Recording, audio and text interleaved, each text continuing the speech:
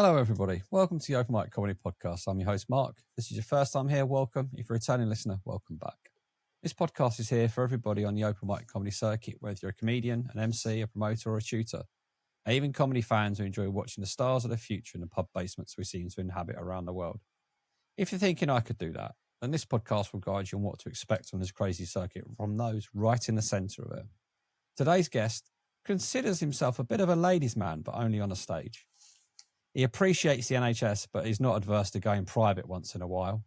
He's half of the Chapstick Boys, so please welcome to the stage, it's Mr. Sam Love. Hello. Hello, mate. How you doing? Yeah, I didn't expect the intro. It's always nice for a little bit of a surprise. I always like to see what I can dig up. Yeah, it was really not. I mean, because you haven't. We haven't seen one another. We haven't seen one another on stage, have we? No. Yeah. Okay. Yeah, that makes sense then. Because I know the clips I saw. I know we tend to put up our best clips on Instagram and stuff like that, but some of them were extremely funny, I thought, and I love the joke about the NHS and occasionally going private. I think that's a real nice little work of genius, and it's so relatable. Yeah, it is. It's one of my. I think it's probably one of my best written joke. Yeah, it is. It is a nice joke, isn't it? It surprises me, to be honest. When I came out of it, I was like, I can't believe I've done that. To be honest. But so, how did you write that joke then? Was it just a case of sitting down and going, I need to work something out, or is it on stage, or how? I genuinely had that. The start of the joke is I had to wait 4 weeks for a phone call. That's genuinely true. I had to wait 4 weeks for a phone call, and I was genuinely annoyed at it. And I thought, oh well, this is good. You know, I think I'm starting to move into like a persona of quite an annoyed man. So that's good for me. And then I thought, well, what's waiting on the NHS like? Yeah. But then it was longer. It was much longer than that. And then I showed it to a friend of mine. I don't know if he's been on here, Billy James. But he does mainly down on the south coast. And it had more than the punch. You know, it was like 2 or 3 things, and he was like, "Yeah, it's all right. It's an all right joke, but it's a bit long." Yeah. Because I went for like the rule of 3. Mm-hmm. And then literally right there, I was like, okay, what about this? And he started creasing up and was like, yeah, that's brilliant. And then I did it.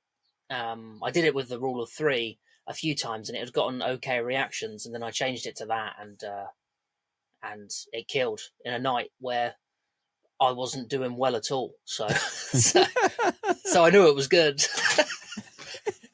I think sometimes as comedians, we can kind of get a little bit bogged down by certain rules that we think we should be following and stuff, don't we? And then sometimes the less is more comes into play. Yeah, 100%. I agree with that. I think that's... I always think that's one of the things with Adam Bloom's book. I assume... Have you read it? Have you read that? Yeah. Yeah. I think it's a great book, and I think it's brilliant. But I think like when someone's new coming into it, now I think they read the part on maybe persona, and they're like, okay, cool, I need to find my persona as fast as possible. And it's like, I don't think that helps you if you try and squeeze a persona out of you. Like, some people come into it with an established persona, and you can tell who they are because they usually run away with it quite quickly. But some people have to work on it a bit more. And if you have to work on it, I think that's a good thing, because you get to have more fun with it. I think if you're trying to squeeze it out of you, then you have less fun along the way. Do you know what I mean? Yeah. I think sometimes like the persona thing can just kind of, I think there's been a few guests that have said it in the past, it just hits you at some point and you just kind of go, that's it. Yeah. That's whatever that is, that has happened and it's hit you and gone, that's the type of person I am, and that's the type of persona I give off on stage, and therefore I need to lean into that. But I agree that when you start out and you look at other comedians and people model themselves on other comics that they see around and stuff, you know, you see, I mean, I'd love to be a Lee Evans type of comedian, but that's not possible. And then you start looking at what other people do and you think, oh, I could be that. But then you're not then being authentic to yourself. Yeah, exactly. And there's a part of that. I think I saw a clip recently. I can't remember who it was by, but they talk about really great comedians have that authenticity and that vulnerability about them that like engages with their audience, and it makes a big difference. So if you're constantly trying to be someone else, which is normal when you're starting, because you're, like you said, you're full of admiration for what they've done. Yeah. Unless obviously you see somebody at an open mic and you're like, I could fucking do that. Which I think is many people. Yeah. But it always like those people, I understand that, but it always does fill me with joy when you see them absolutely bomb. But you know, in the back of your head, you'll be that person at some point as well. Yeah. Yeah, but that's what's so funny about it is it's a shared pain, isn't it? Yeah. Like everybody, every comedian knows it. Yeah. And that's why, like, if I've got comedians that like I've met on the circuit that I'm quite good friends with and they're bombing, I think it's their funniest work. It's just a silent room of me giggling at the back. Yeah. Yeah. So when and how did your comedy journey actually start then? I started just after lockdown, so 2021, when we kind of got the okay, because there was obviously a lockdown, and everyone knows how it went. A lockdown opened, then lockdown, and then we were like, we're not fucking doing that again. So everyone just didn't listen. Yeah, I think 2021, I did a course with Laughing Horse, which was with a comedian. The one that ran it was called Jay Sodergaard. Oh, yeah. And that was just a 2-day course with a thing at the end. What was it? A showcase at the end, which we all did. Yeah, I'd already been writing jokes before that. And I thought, well, just to make sure I'm doing this right, I'd like to do a course. Yeah. Be thorough about it. And it went really well. And I went up and did my jokes and went on stage, and it was my first time. And because it was a showcase and it was in Brighton, there were people around and they knew it was on. You almost can't count it as a first time, because the Jay Sodergaard, who was obviously a professional comedian, did such an amazing job warming up the audience as well and everything like that. And then you go and do your first time after that, which for me was in a pub in Portsmouth where no one knew it was on. There was people in the middle just playing billiards. 2 people listening. Obviously not as good a MC, a guy that's probably about 2 or 3 years in rather than a guy that's been doing it 30 years. An impossible room, some might say. And that was really a first time. And I just bombed absolutely horrifically, which was nice, to be honest with you, because I thought that if I do this and I die at it and I'm rubbish, then I will actually die. You know, I think that's what stops most people doing it. Like, you think that if people don't laugh at your jokes or people don't like you, you might die. And then you don't. And you're like, oh, well, that wasn't as bad as I actually pictured it would be. And to be fair, I think I got hooked on it more after that gig than I did after the first one. Yeah, I think, for me, it was the first one that kicked it all off. And that was the one that gave me the bug. The second one is very similar to you, is that I absolutely bombed and died. I got nothing for 5 minutes. And I thought, that's not what happened last time. Yeah. That's that. How does that happen? I'm Mr. Hilarious. This shouldn't be happening. And then I realized that no matter how much I bomb after that, it will never be as bad as that first one. Because the first one, to this day, I'm 100 plus gigs in. Nothing has ever been as bad as that. I've been off at gong shows after 2 minutes, but nothing was as bad as the second gig I ever did. Oh, really? Yeah. What gong shows have you done? Just done Blackout. Blackout ones.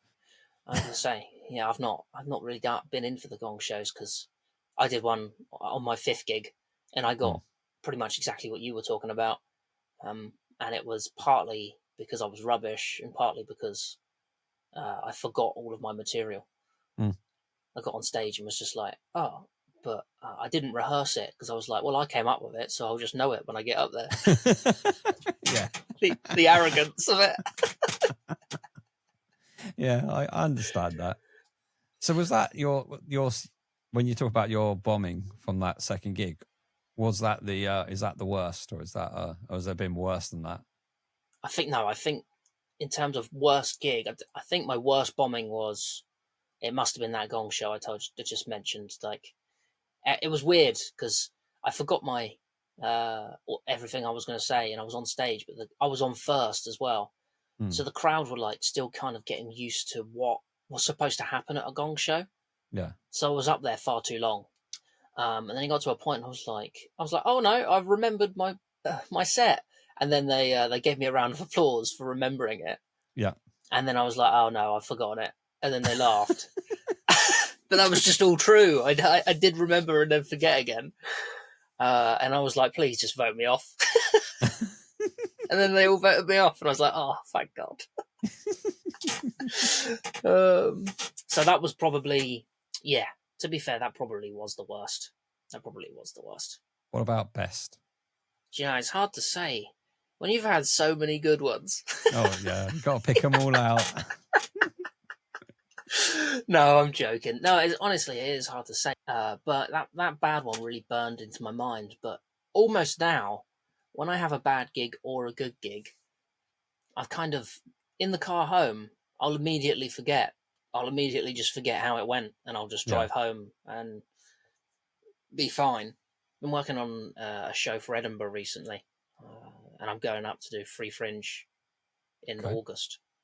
And I think I'll do one of the recent ones. One of my recent favourite ones was, I went to Salisbury, and there's a place called Follow Comedy Club. It's run by Joe Marchant, and he let me do a little bit longer because I'm doing a show, and I did a new bit that I did once already, and it did die horribly, and I was like, no, I've spent far too much time creating this for it to be rubbish. This is supposed to be my closing bit at Edinburgh, and honestly, it flipping died.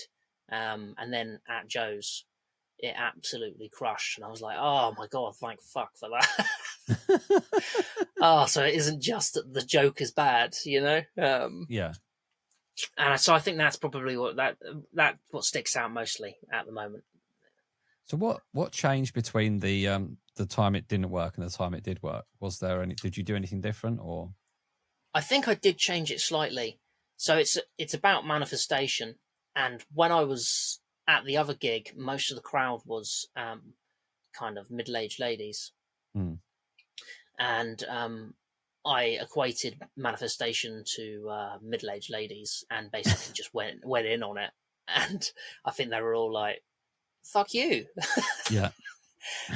You know, because I don't want to say that they didn't look, middle-aged ladies don't have a sense of humor, but they failed to prove me otherwise during that set.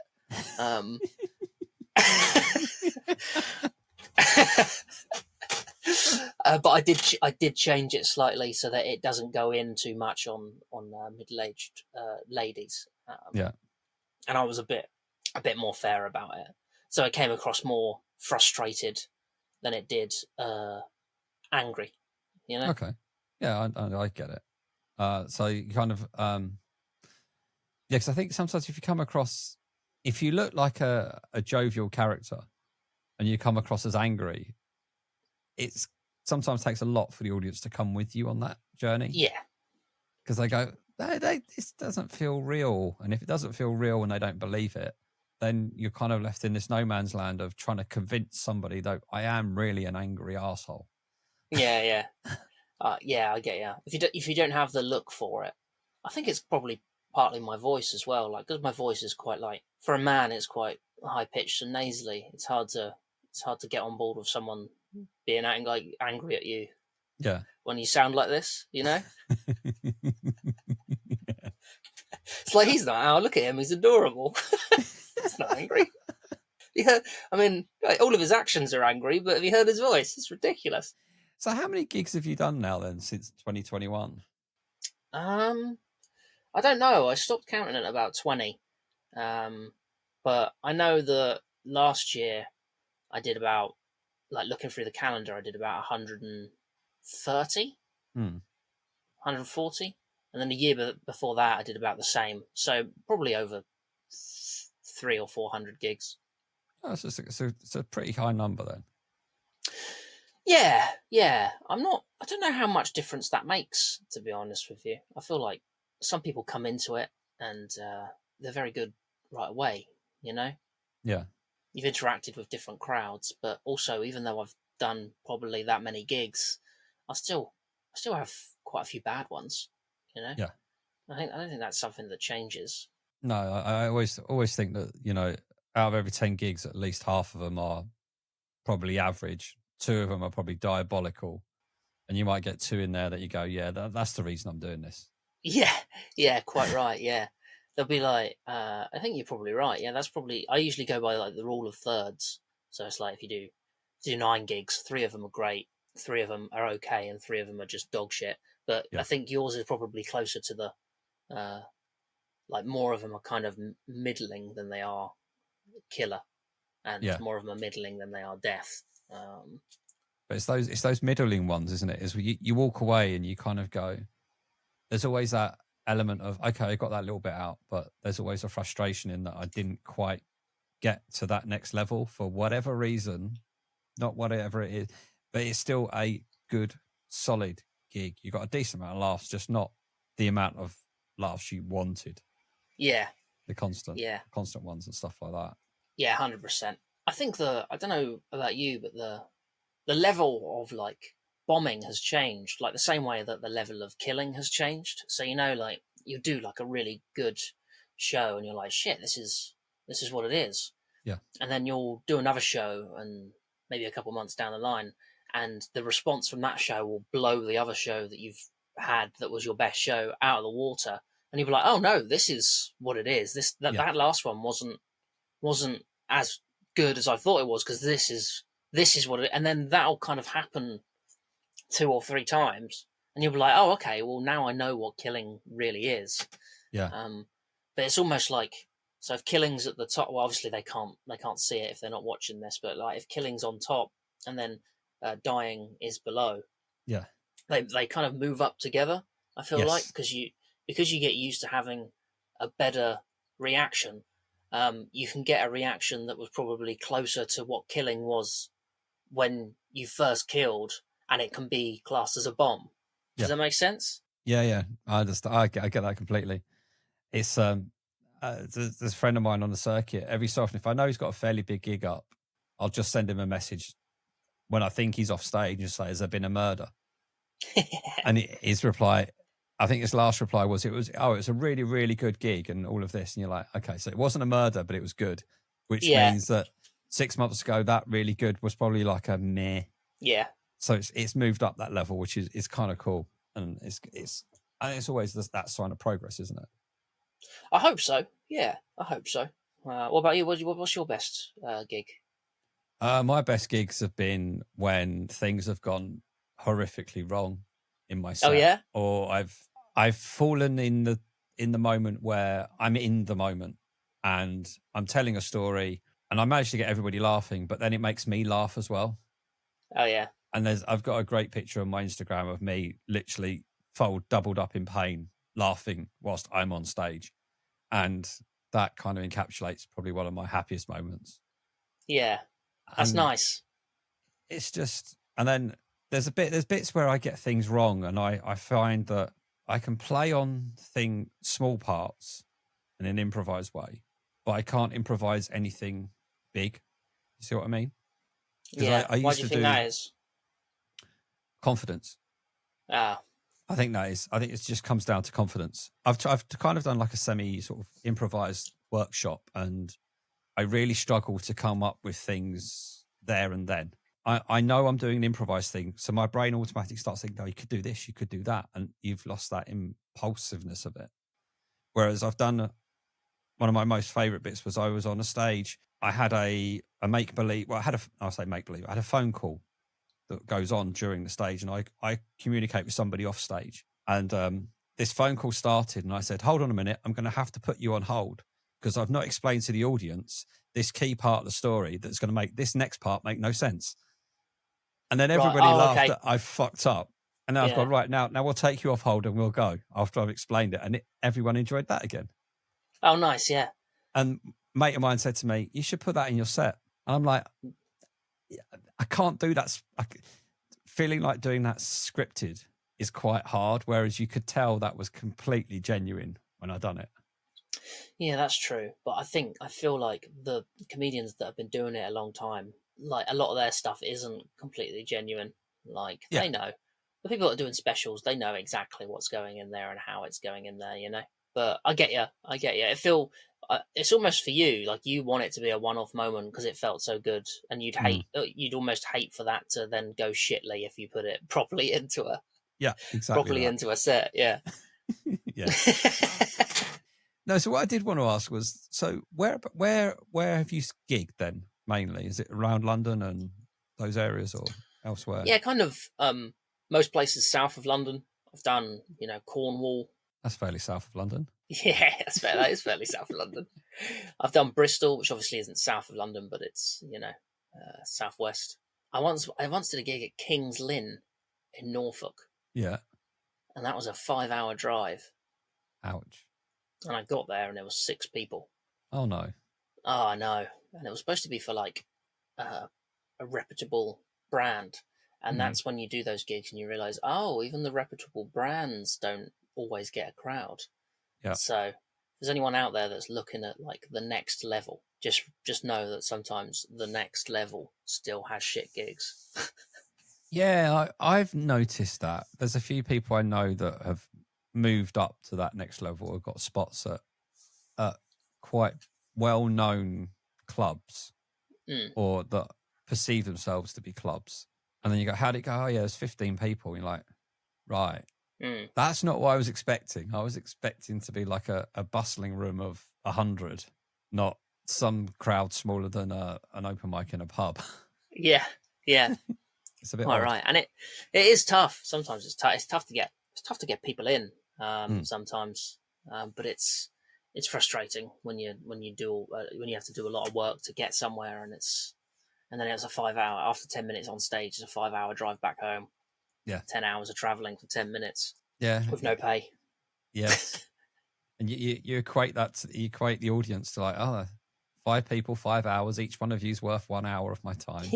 That's right. Yeah. That's right. Yes. But that's part of what the pain of it is, I suppose. The open mic and going around, and it's an adventure. Like otherwise I'd just be sat on my bed watching Netflix. Yeah. Which is fine, but that would bore me. Yeah, as much as everybody would love to be paid and play to massive audiences and stuff like that, I think that there's still an element of fun when you go into a room if you go into a room of 10 people that are up for it rather than a room of 50 people that aren't. Oh, 100%. Yeah. I'd take the room of 10 with people that are up for it over the room of 50 that are just like arms folded, like, all right, go on then, make me laugh. It's like, why don't you make yourself laugh, you miserable fuck? Clip that. Yeah. But no, yeah. So mostly around there. Like I do London sometimes, but London's got a lot of open mics. Obviously, there's always about 55 people doing it, and they're always doing 5 minutes. And it's always a bringer. Sometimes you get lucky. Sometimes they'll be like, oh, you don't have to bring anyone because you're from outside of town. Yeah. But also sometimes they'll say no, and it's like, well, yeah, that makes sense. Why wouldn't they? They've got like 1 million people trying to do open mic comedy in there that can bring someone with them, so they'll have an audience. And then it's me like, well, I can't bring anyone, but can I come up and do something? And they're like, well, no, what? Like, yeah, no, you're not bringing anything to the table. It's like you're just an unknown. I'm not even in any cliques or anything that's there. Just an unknown guy coming up being like, can I have 5 minutes and give you nothing back other than some jokes that might be shit? Yeah. But on that kind of subject of bringers and stuff, do you have a feeling on like, okay, if there's a night that say, yeah, you can't if you can't bring somebody, you can't perform. But if they gave you the option of making a token payment or something, would you do that? No, like the I'm pay not to paying to play. play. No, no, that's fucking horrendous. Pay to play. Yeah. Well, I mean, like as much as I've just like rinsed myself, like if you're going there to perform, you're bringing some of the entertainment. Like Yeah. they don't have to pay you for it. You've been like, okay, well, you're paying me an exposure, air quotes for people that didn't see that. So it's like, yeah, that's kind of the rule, isn't it? That's the unwritten rule at the time. Like when you're just starting out and you're trying to make it into paid gigs. It's like, cool, I'll do it for the exposure. I'll get a good 10 together. Then maybe someone will pay to see this. If they're like, cool, if you just give us a fiver and then you can come on stage. It's like, what? No, what are you talking about? What are you talking about? But then, there are those that will be like, all right, it's a bringer, and then ask your bringers to pay. And it's like, Yeah. what? So I've bought they didn't know they were paying when I bought them. They just thought they were coming to support a friend. And now they've seen me do shit jokes and probably 13 other people do shit jokes, haven't Yeah. really enjoyed the night. And you're like, cool, that'll be a fiver, please. Yeah. Yeah. I always see the arguments on all of that is that I'm not entirely against pay to play. If Okay. it's one of those where if you could give me a 10-minute spot and I don't have to bring anybody, and I pay a modicum of a five or whatever, against doing that 10-minute spot but having to bring someone and not pay. Do you see what I mean? And Yeah, then you yeah. end up in a situation you can go, I can do my bit, I can get what I want out of it. I can watch a few other people and I don't have that hassle of I don't have a bringer. Or you get that scenario where the bringers let me down, which happens. Yeah, And of as course much it as I does. know every promoter's heard every single story, there are people out there that are so genuine that it happens. Well, yeah, they've heard every single story, but the thing is some of the stories are true. Yeah.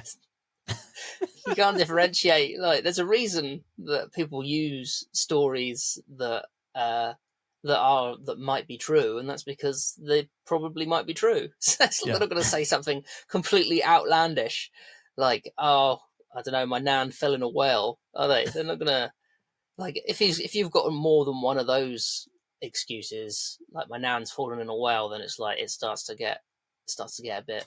Is Yeah. this true? And then you realise that they all live in the same village and for some reason can't pay someone to get the water from the well. But it's sorry, I just went off on a but yeah, no, there's a reason for it. To be fair, like I run a couple of nights and it's open mic, so it's the lowest stake stuff you'll ever do. It is annoying when people call last second and they're like, "Oh, I can't make it." I don't do bringers. It's just when they're like, "Oh, I can't make it," and I'm like, "Oh God, I've got to fill someone in short notice. This is more stress than I signed up for." Yeah. Yeah. I get that. I remember I had an incident with one person. It was I sent a message saying, I can't make it. Somebody's jumped in front of my train. Yeah. And I was just like, are they going to believe this? Do you live in London? No, I live outside of London. Oh dear. So Was it in London that it happened? It happened halfway. I was on the train. It happened halfway. So everybody had to get off at Potter's Bar, I think it was. Yeah. And he said, is there any way you can get to a tube to get here? And I'm just like, right, for me to get to a tube, I was looking on Uber. And it's like, because the trains have been cancelled, Uber surge pricing went through the roof. And to do like a 3-mile journey to the nearest tube station, which would have been Cockfosters Oakwood for those north of London, it's they wanted like 45 quid. Fuck. And I'm like, I'm not paying 45 quid to get on a tube to go and do 5-minute spot to then potentially not get home because I don't know if the trains are going to be back to working again because the whole line's obviously blocked. It depends how you run in the night, doesn't it? Like some people run it like it's a proper professional setup and then can't understand why everyone else doesn't see it that way. But yeah, but then on the flip side, some promoters are a little bit jaded, like they've been doing it a little while. Yeah. And because of the way that, like we just said, like they've heard every excuse in the book, whether it's true or not, it's annoying because some of them are lying. They've taken up quite a big, well, for mine it's 10 minutes. I don't do 5-minute spots. So they've taken up like 1/6 of the night. Yeah. And then it's like, oh, okay, I've got to find someone at short notice or I've got to do another 10 minutes of emceeing. I don't know. I feel like promoters have a tough time, so you should be nice to them. Not if they're being dickheads, but like just it's not that hard. Just lie. If you can't do it, just lie. Just lie about being nice to them. Just be like, "Oh, you right, mate? Yeah, it's not that hard." Honestly, I've been doing it this whole podcast with Marc, so you know. Yeah, been recording for 4 hours so far, and it's just Both of us, you haven't seen this, but both of us keep looking at our watches. Talking to podcast, nice little segue in. You have one or two of your own, or you've been involved in one or two of your own in the past?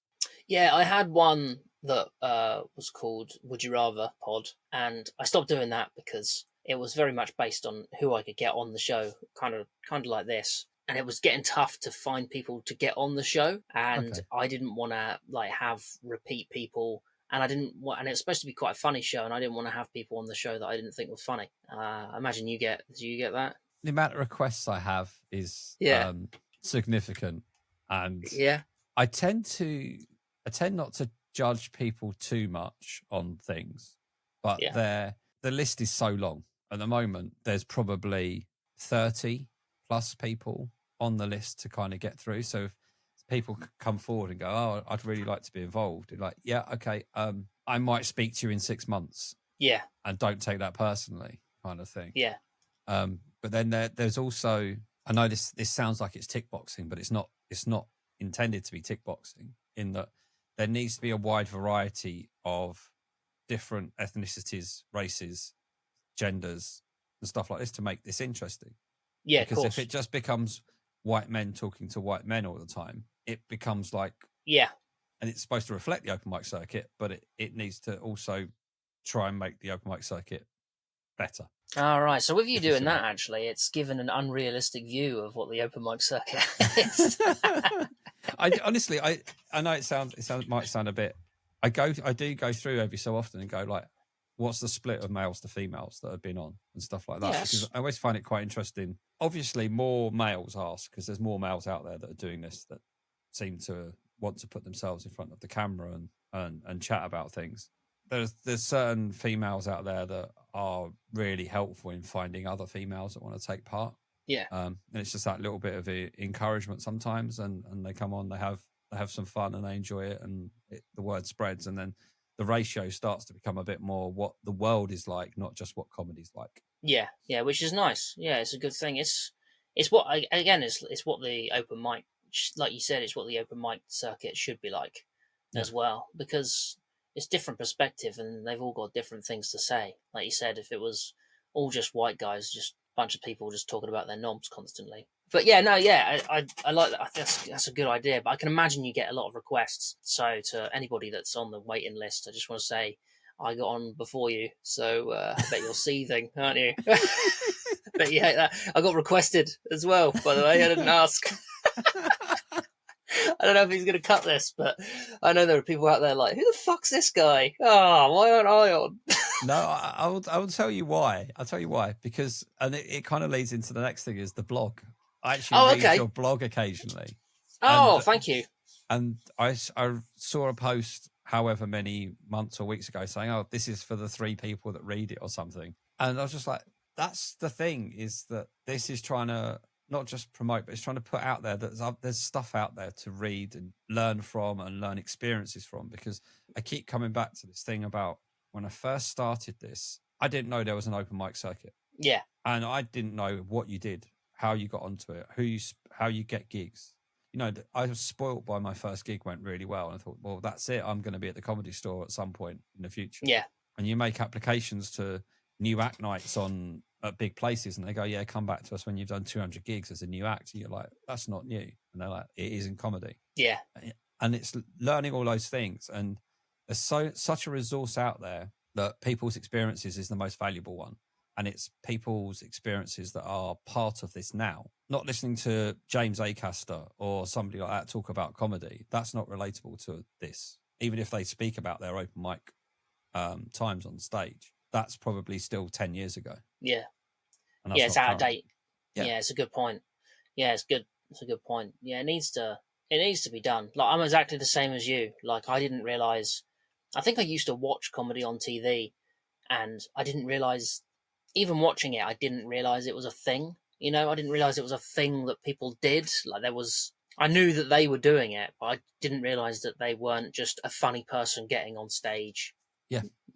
and then be just talking for an hour and being like, cool. And it's like, yeah, I can do that. And I think that's where a lot of it comes from. Like a lot of people that come into it and start it are all like, cool, yeah, I'll probably be at the Apollo next year. And it's like, oh, good luck, man. Good luck. Some people have been working like 10, 20 years, and some people have been going 30 years and they've never been on at the Apollo. Which is another thing as well, is like when you get into more paid gigs, you go out there and you'll see the headliners and you'll be like, oh, I've never heard of them, but they are top quality headliners. They were Yeah. so good. And it's like, wow, this person's been doing this 30 years, never ever heard of them, but they are quality. I've seen a few people, seen sort of Alan Francis. I don't know if you know who he is. Just a couple of times. He's been going about 30 years. He's done some acting as well, but he a couple of times do pro gigs where everybody else on the bill had died a horrible, horrible death, and then he came on and absolutely raised the roof on the place. And I was like, okay, well, this is the difference in experience, and just Yeah. it's a great thing to see as well. It's such a lovely. I mean, obviously, no one likes dying, but it's like, oh, so when you die at a place like that and everyone else has, you're like, it's the audience. But when someone like that comes on with their experience and shows you that it's not the audience, you're like, oh no, it's me, which you can do way more with. You know, Yeah. like it's easy to be like, oh, it's all of them. rather than like, no, it's me because I've done these jokes before and these jokes work. And it's like, cool, he's done these jokes before in a room that doesn't work and killed just like this. So, maybe it is down to your experience. Yeah. So why did you create the blog? Because I saw a lot of people posting online. Obviously, everyone, like you said earlier at the start, everyone posts videos of their best stuff. It is a highlights reel, and it was more to do with more of a lowlights reel. To be fair, it was like it was just to be honest. It was like, if you get into this, it will be shit sometimes. Like, Yeah. in terms of your performance, like you'll go out and you will do your best stuff, and it will die, even though it's worked 90% of the time. It will die, and that will just happen. And it doesn't matter where you go, there is always something else going on. There's always someone better than you, but that shouldn't be a negative. That should be a positive. Like, every time that I die, I think, okay, cool.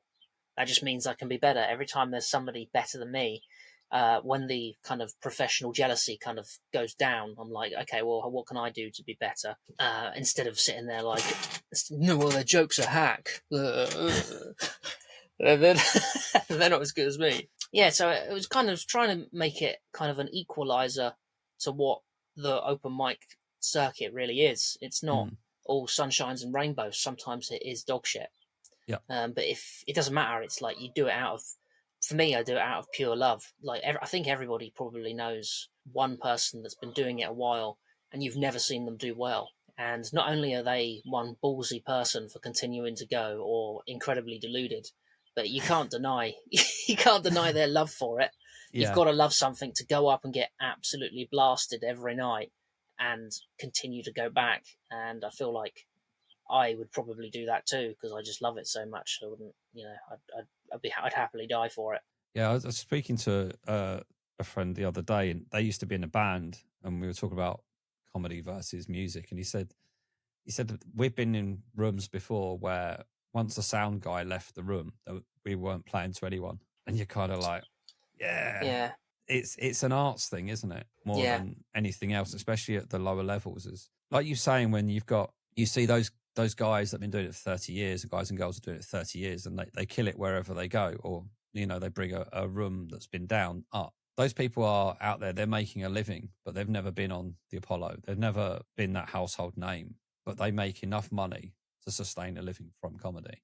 And I think that's probably an ambition for a lot of people on this kind of circuit, rather than going, yeah, the Apollo would be great, Comedy Central would be great, doing all of that would be fantastic. But if you could make a decent living being a touring comedian that's never been on TV, you're still doing something right.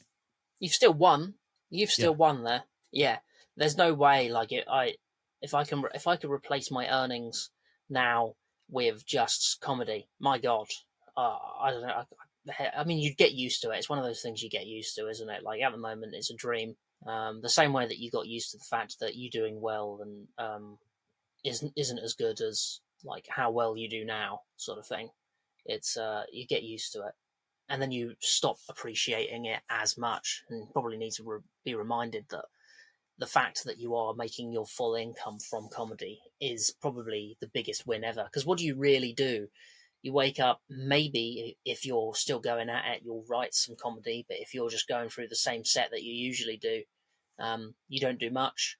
And then you head off to a club in the evening, you do 20 to 30 minutes of material, and then you're done for the day, and you earn enough to sustain a good lifestyle from 20 minutes to 30 minutes work. I mean, obviously you got to travel to gigs, which can be annoying, but if that's the hardest bit, then I don't know, there are coal miners out there that would love your job.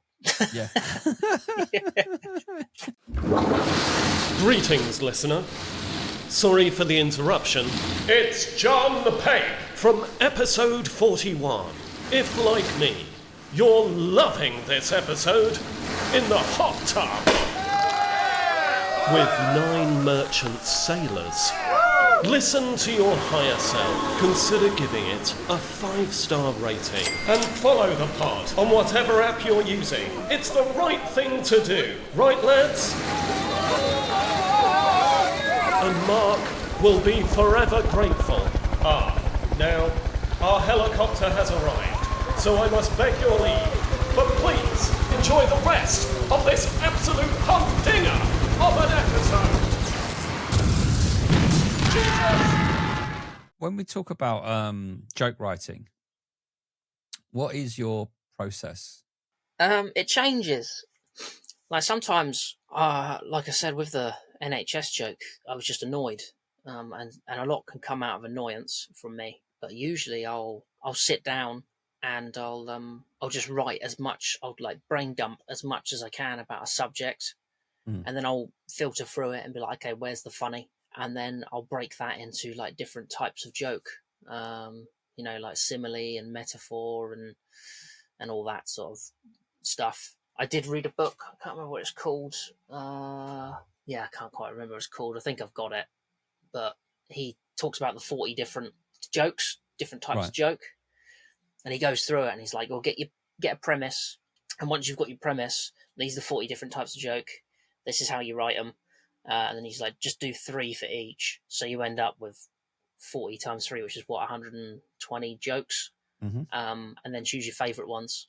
And then you've got at least a new 5 minutes and then go try them on stage and see which ones work. Okay. Yeah. That's interesting. I've never heard of that kind of system before. This is Fine Tuning Your Funny Muscle by Mike Lucas. Oh, okay. Yeah. I'll have to look that one up. It's just and even if you don't do it that way, it's just a good way of writing. Because I know people that don't write at all, just all in their head, which for me is insane. But yeah. How do you do it? Do you write stuff? Usually, most of my stuff is based around massive element of truth. Yeah. So I will basically tell the story of, I don't know, how I met my wife, or particular things that have happened to me, or things that people have said to me that have revolved around that I could turn into a story. Yeah. Which I find is a little bit of a cheat, because it's harder to forget, because it's a story that because it's true. The bit you just got to focus on is making sure that it's funny, and it's not just a funny story to tell to a mate. So that's kind of where mine comes from. I really struggle to go, right, I'm going to write a joke about X. The only time I've done that is I've never then had the balls to do the joke, because I oh really? Yeah, the problem is it's on the subject of like the OnlyFans things that go on now, and those that are trying to break records. And I wrote a whole probably 2 minutes worth of material about it, but it was based around the number that happened, the number of men that were involved. Oh yeah. Not the involvement of the thing. It's why is it that number? That number's such a weird number. It's not rounded up. It's not a sexual number. Do you know what I mean? Yeah. Okay. Yeah. I get this. I went through this whole thing, and I then kind of made out, was this model now, the number she picked wasn't a prime number, but the number she picked was actually, it's a prime factorization number, because it could be made up of 2 prime numbers. And it's like, are we dealing with the new Carol Vorderman here kind of thing? And I love the idea of it. Yeah. I think it's real. I think it's kind of clever and stuff. But the problem with it is you need to get across really quickly that you're not, the subject isn't because of the sexual thing. Yeah. The subject is around the number. But as soon as you mention the name and you mention what it's about, there are people in the audience go, oh, we're not hearing about this person again. But I haven't worked out a way to kind of get into it that bit's irrelevant. It's the number that weirds me out. I think maybe you start, I mean, if I may, you start with the number. So what is it, 1033? 1057. 1057. So it's 1057. So you use it, I think what you do, this is just from me, and don't take my advice, but you, 1057, you take maybe a couple of other examples of the number, and then you go into your bit about the number with Bonnie Blue, obviously, because then they know it's all about the number. Do you know what I mean? Yeah. One way I tried, because I've never said this on stage before. This is it kind of, and I know the problem is the longer I leave it, the less relevant it is. Do you know what I mean? It's like bringing up but these people are trying to keep themselves as relevant as they can by new things happening all the time. So there's potentially a way of bringing it back into a set again. Even though that story has passed, there may be another story to come from it. I'd started to do it based around my family are. I'm the Chandler in that most of my friends and most of my family have no idea what I do for a living. You tell you they're like, he works with computers. That's kind of the bottom line kind of thing. And then I was trying to go into it like, well, I work with data and I work with numbers, and there's one number that's really annoyed me recently, and then try and go into it that way. Okay. So that was kind of one way I was trying to phrase it and get into it. But like I say, I've never got to the point of knowing it enough to sell it on stage and actually do it on stage yet. But yeah, I think the only way to do it is to do it on stage and let it die, and then try and breathe life into it from the death that it is inevitably going to have the first time. You know, because you need to, but you're worried about it bombing, aren't you? That's what it is. Yeah, you got to let it bomb and then work, because if you know it's funny, just keep working on it and it will be funny. From what obviously we can see each other, and when I'm telling that story, you're smiling. The point I'm trying to make out, and then I turn it into this whole thing: is she actually the new Carol Vorderman or something like that? Yeah. You know, everybody knows who she is in the countdown or whatever, and there may be something there. I don't know. One day I will try it, but it's one of those, I can't leave it too long because otherwise it just becomes. Well, make it sooner rather than later then. Yeah, I need to. But, do. It's good.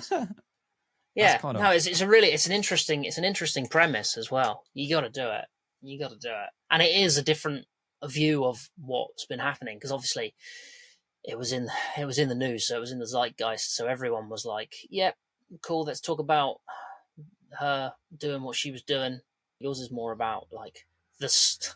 Why would she choose that night? Like the number, the science behind it. It's a different take. It's funny. It's a good idea. You could just be like really forceful with it. It's like, no, I'm not talking about her. I'm just talking about why would she choose the number, you know? Yeah. I don't know your persona. I haven't seen you on stage. I don't know what you would do. But yeah, I like it. I think it's got legs. It's the sort of thing that would work well with like a Jack D type character. Really frustrated, annoyed, but just round it up for fuck's sake. You know? Or round it down to 1. There is that. Yeah. Round it up. But, yeah, I mean, that's my philosophy when it comes to writing jokes. Usually it comes from one thing and then I work something in around it, or it comes from a story. I can't sit down without that in my head. I can't sit down and go, right, I'm going to just dump my brain and see what happens, see what comes out, because that feels like I'm thinking about it too much.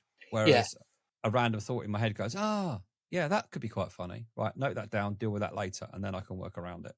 Yeah, I see. I'm under the impression mine was a bit. I started like that. That's almost like a, comes out of nowhere sort of thing, and it's like, oh, that's cool, and that's good, and they work.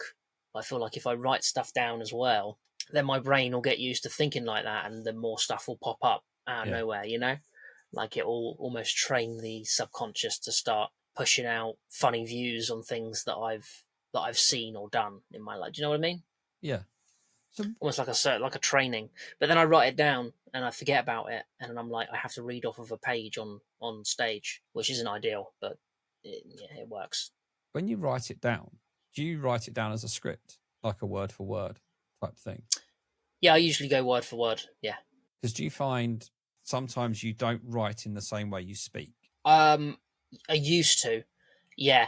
But that's because I wasn't used to. That's where it comes in handy, the whole process of it. So like, you think it, you write it, and then you speak it, and then when you speak it, you're like, no, I don't sound like that. Yeah. So then you rewrite it, you know, and then your writing gets closer to who you actually are rather than who you think you are. Because who you think you are is a different thing. Like I think the words I use in my brain to myself are completely different than what I portray out into the world. I'm much smarter in my head. Yeah, because I've always kind of gone down the route of I'll write something out word for word, but then when it comes to, as I develop it further and further and I start reading it and kind of getting it into my head and understanding it, I then revert to notes and bullet points. Yeah. And stuff like that, so that I feel like I don't feel like I tie myself to a script. I tie myself to going from A to B to C to D. I admire it when anybody can reel off the same set, exactly worded, exactly the same, but make it look like it's never been written down. Yeah. That's just genius for me. Yeah, it is impressive. Like, I wouldn't say that I've managed to do that, but I try. Because, like, when you're doing word for word, like, and you think about it a lot, sometimes you've chosen those words because of the impact that they make. Because different words do make a different impact. They paint a different picture, you know? Especially if what you're doing is quite cerebral. Like, it's, you know, you have to picture what it is that's happening.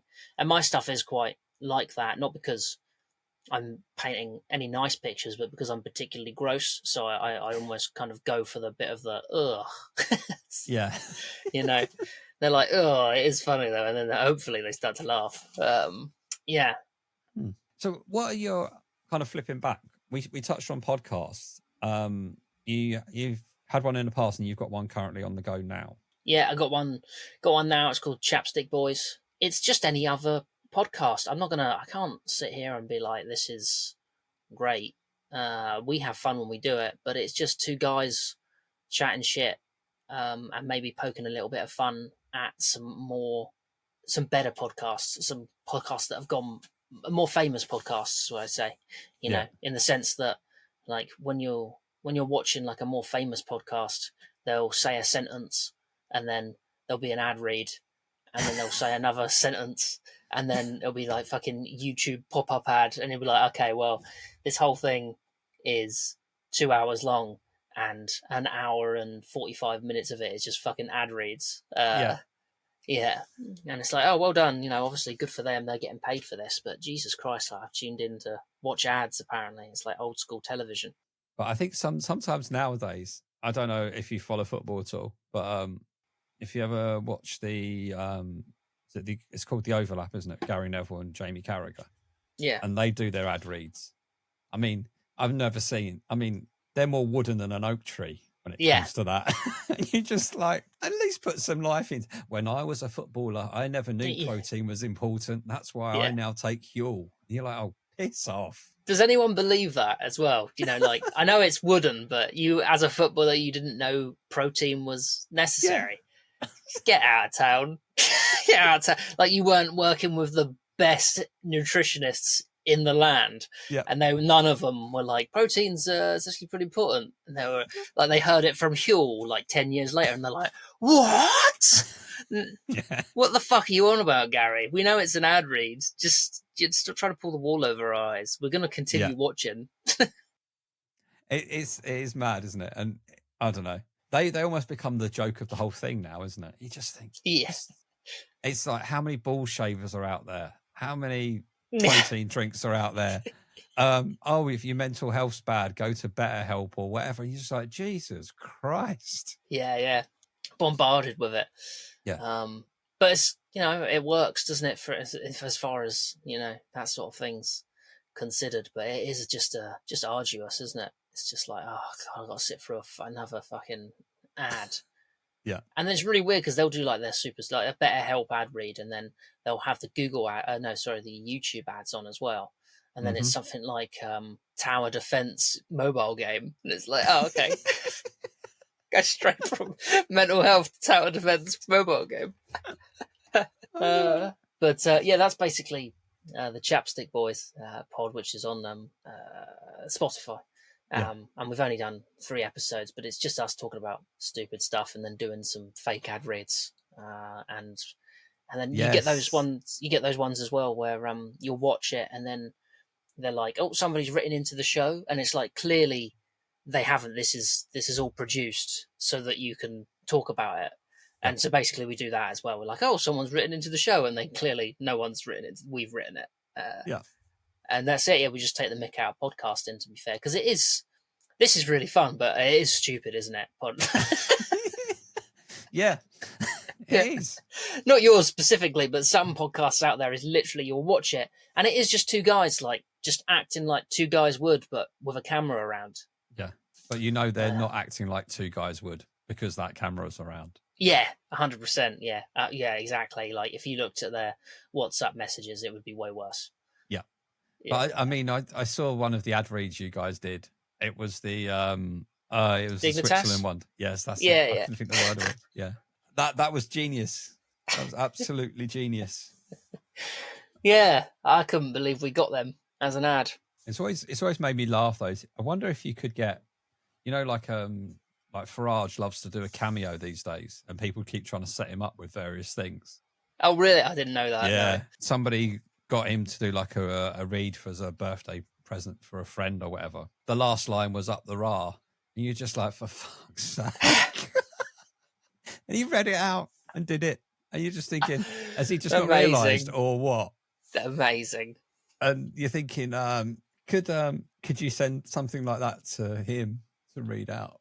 I always wondered if you could get him to do it, and if you'd do it. That would be funny. That's a really funny idea. I'll suggest it. But I think they're always quite fun to see. There's a few silly ones on there, but that's basically what it is. Like if you've got a spare, I don't know, half an hour to an hour to listen to 2 guys act like dickheads, then go listen to it. That's I'll put a link to it in this description so you can go straight to Spotify and listen to it, because it is quite good. I like it. Thank you. With regards to comedy then, so what are your future ambitions then? What's the have you got any dreams or? Yeah, I think dream big. Dream big's cool. Just it would be cool to do all of that great stuff. I'm not too fussed about getting on telly. It would be cool to do big stages, like go to the Apollo and like open for people at open for big people, people you admire like Jimmy Carr. He doesn't have people open for him, but people like that. Maybe one day get to a point where I could do my own. That would be great. I'm not going to sit here and be like, I just want to do clubs, because if I was doing clubs and I was happy with that, but the opportunity arose for me to go in and do theatres, I wouldn't be like, nah, I'm a club. I'm a club comic. But I mean, I think it's starting at like the lowest goal is replacing it as an income. So that all of my income comes from comedy, and then from there the sky's the limit, really. As far as I can go with it, and if that means getting a good following and stuff, then that's fantastic. Cool. Yeah. You did touch on it earlier. You mentioned the Fringe show in Edinburgh. What's the details? Okay. I'll be doing a full run, so I'll be there from the 2nd of August till the 26th, I believe. That's the full run of the Free Fringe, and it'll be at Brewdog on Leviathan Road. Leviathan. Road. On the Thython Road, in Edinburgh, in case anyone was wondering where, and it starts at 9:45 in the evening, and it's a 45-minute show, and and the title of it is "Silly Gross Rants and Jokes," and it's basically just all of the stuff that I've come up with up till now into a show. I haven't done a theme like many people do. Not that there's anything wrong with a theme. I couldn't stretch out one idea to 45 minutes and think it was still good. So I've got 45 minutes of random stuff bunched together with a loose theme kind of going through it. Yeah. And that's it. It should be fun. I'm looking forward to it. Looking forward to doing it. Is this the first time you've done a show of this kind of magnitude and length? Yes. Yeah, it will be. I've done a couple of preview shows. Well, I say preview shows. Just cut a couple of longer spots to get more stuff out. Yeah. It's been going well so far. I did a preview show in Brighton for Brighton Fringe, which went quite well. I didn't get through all of the stuff, which is good. It just means I've got to cut it down. I can make it sharper, which is nice. Yeah. And yeah, I've got a couple of other previews coming up. So hopefully they go well, and then I'll be up there. But yeah, I'm looking forward to it. Like, you'd be gigging every single day for a month, probably multiple times a day. Yeah. And just see it as like a leveling up, hopefully. Yeah, somebody once described like Edinburgh for an open micer's kind of point of view is you could treat it as like a boot camp. Yeah.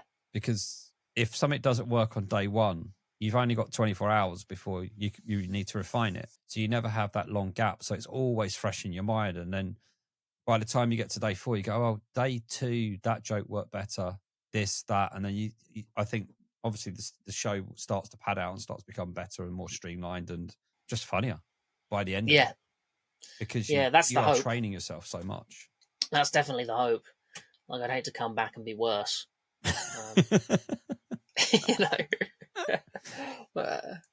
But yeah, that's what I'm looking forward to. It'll be good. It'll be a good thing, and it'll be good. It's good for networking as well.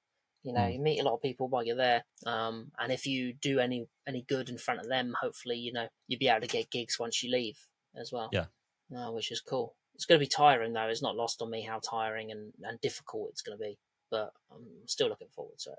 Yeah, a previous guest here said he done. I think he did something like 130 shows in the Edinburgh Fringe. Fuck me. But no, that's the biggest I've heard of a smaller act doing it. He's just jumping. I saw him do one. I went to see him do one show, and he's like, "Oh, I'm doing another showcase in like 45 minutes. If you want to come along as well." I was like, "Yeah, all right." And just following him around for doing 2 or 3 gigs in 3 hours, and you're like, "Wow, this is insane." Yeah, it's great as well because I did it early doors. I went up there within my first 6 months, and just to watch. But I did get a few gigs while I was up there, and I had a gig, and then another gig, and then another gig, almost like 3 in a row.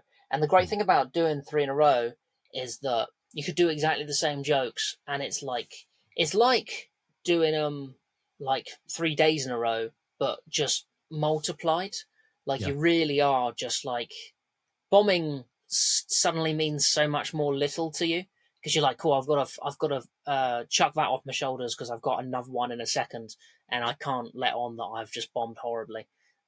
Or mate, it depends obviously on your style. You could be like, oh, I bombed a minute ago. That might be part of what you do, but it makes you get over things quick, which is I think is a really good thing because there's nothing worse than stewing on a bomb. Yes. When there's nothing you could do about it. Like, sure, go back to the video and be like, okay, what could I have done different?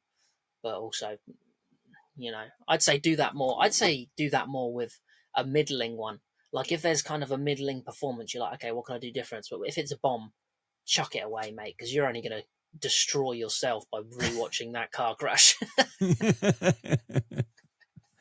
But yeah, I think it's just you can get over it so much quicker, and like you say, you're not going to stew on it for long when it comes to Edinburgh. Get on with it. Try another one. See what happens. Move on. Try it again. You know there's good in there somewhere because you've tried it a few times. Just making it better and making it more streamlined for people to get their heads around and understand it, what you're trying to get across. So if things do go well, really well, you do break through to TV or the big stage, and you have to pick the music you walk on the stage to. What do you pick? I knew this was coming because I've obviously watched a couple of your things. Fan of the show, by the way, just so you know. And I don't like walk on music. I'm not No? into it.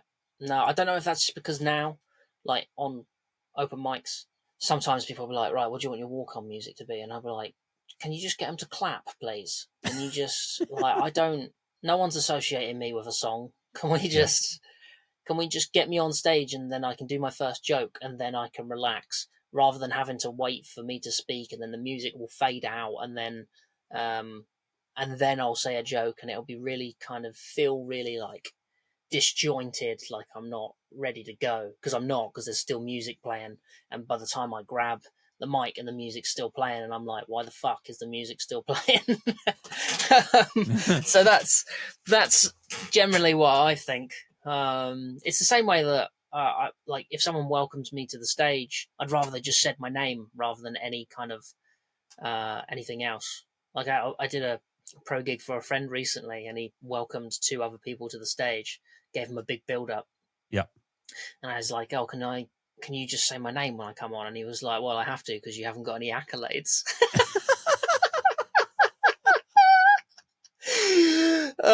He was right. It was funny though. It was funny. But yeah. So no, I'm not. Maybe I'd have to think about that when I'm at that time when that happens. But right now, all I can think of is I hate walk on music. No, But fair enough. I know you're a big fan of walk on music, aren't you? I am. Yeah. It just takes away that point between when I say walk. I'm a fan of walk on music, but it has to be executed correctly. You have to have a sound guy that's doing it, sound girl that's doing it, and understands at the points when music goes off and stuff and fading. Because if they get it wrong, they fuck up the start of your set. So yeah, I'm always that fan, because that moment where you make your name's been announced and you're making your way to the stage and you get onto the stage to grab the microphone to say something, the clapping is inevitably stopped at the point that you hit the stage. And then you've got that. I feel like I've got an awkward 1-2 seconds of silence whilst I grab a microphone and go, hello. Okay, yeah. Do you know what I mean? Yeah, I hear you. That's my main reason behind it. But one thing I'd like you to try is I want to set you the Comedian's Challenge if you're up for it. Oh, that's right. Yeah, this. Yeah, okay, yes. Cool. Yeah, so for anybody that's new to this, I like to say all the comedians that come on here are challenged to tell a joke from this joke book called The Little Book of Shit Jokes by Sid Finch. It is a book of very shit jokes, and I'd like the comedians to pick a joke from this joke book and tell it live on stage, incorporate into the set, change it around a little bit, however, make it work for them, and see if they get any laughs, and record it and post it on Instagram, and we can all laugh and joy in their celebration of telling a very bad joke very well, or watching it die completely. But the trick is that the comedians don't get to pick the joke by the words, they only get to pick it by page number, so what they get is completely random. Okay. So if you want to give me a number between 5 and 95, and if you pick one that's already gone, we keep going. Okay. 5? I think that one's already gone. Let me just double check. Oh no, there's 2 jokes on this page. One's already gone. Okay. So the joke I want you to tell live on stage is, why did the inventor scrap his belt made of watches? It was a waste of time. Oh, that's an oldie. That one. It's an oldie. Yeah. Not quite a goldie, but it's something. It's better than some of them. Why did the watchmaker... Wait, what was it? Why did the inventor scrap his belt made of watches? Why did the inventor... Okay, yeah, that's cool. Can you? I'm going to need you to send that to me as well, though, if that's all right. I will send it. I will send it to you. Don't worry. But no. I quite like it. That's like a penguin joke. What do you mean by a penguin joke? You know, you see. Well, I mean, the ones on the back of penguins are all about penguins, aren't they? But yeah, those ones. Penguin chocolate bars. That's it. Yeah, sorry. Yeah, not like not going to a zoo. I'm thinking, is there some kind of comedy writing technique called penguins that relates to this in some way, or what? Am I missing something? Yeah, no, there is now. We've just created it. So, where can people find you then on the socials and stuff? Yeah, you can go to my Instagram at SamuelLove1992. You can go on to the Chapstick Boys, the Chapstick Boys pod on Spotify. You can go on that one, and I think that's pretty much it. Actually, I've got Facebook and that, but don't worry about that. It's not really. No. That's dying, isn't it? The only people keeping that alive are the actual comedians that refuse to move to a. That's how they book gigs, isn't it? On Facebook. Yes. Yeah. That still amazes me to this day. Yeah. It's done on Facebook. I got 20 quid for a middle spot, but you must be able to drive to Leicester from London. Yeah. All right, okay. Anybody up for it? I must have seen you in the past. All right, okay. Yeah. Send me all of your work. Yeah. But you can find us on socials on Instagram at Open Mic Comedy Pod. We have a website, openmiccomedypod.com.